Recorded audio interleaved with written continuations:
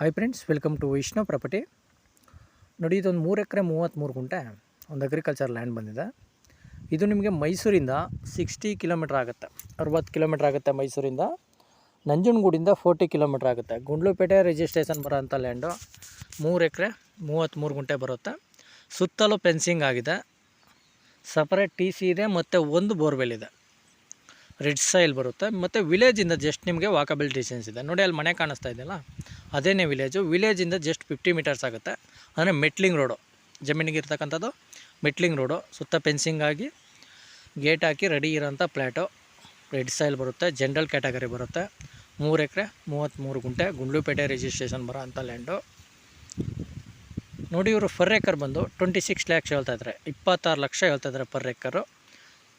ಸೈಟ್ಲಿ negotiable ಆಗುತ್ತೆ, ಅಂದರೆ ಸ್ವಲ್ಪ ನೆಗೋಷಿಯೇಬಲ್ ಆಗುತ್ತೆ, ಜಾಸ್ತಿ ಏನಾಗಲ್ಲ. ಇಂಟ್ರೆಸ್ಟ್ ಇದ್ದರೆ ಕೆಳಗಡೆ ನಂಬರ್ ಕೊಟ್ಟಿರ್ತೀನಿ, ಕಾಲ್ ಮಾಡಿ. ವೈಷ್ಣವ್ ಪ್ರಾಪರ್ಟೀಸ್ ಕಡೆಯಿಂದ ಒಂದೊಳ್ಳೆ ಬೆಸ್ಟ್ ಪ್ರೈಸಲ್ಲಿ ಮಾಡಿಕೊಡೋಣ. ತುಂಬ ಚೆನ್ನಾಗಿದೆ ಲ್ಯಾಂಡು, ಯಾಕಂದರೆ ವಿಲೇಜ್ಗೆ ನಿಯರ್ ಬೈ ಇರೋದ್ರಿಂದ ತೋಟ ಗೀಟ ಮಾಡೋಕ್ಕೆ ಸೂಪರಾಗಿದೆ ಲ್ಯಾಂಡ್ ಮಾತ್ರ.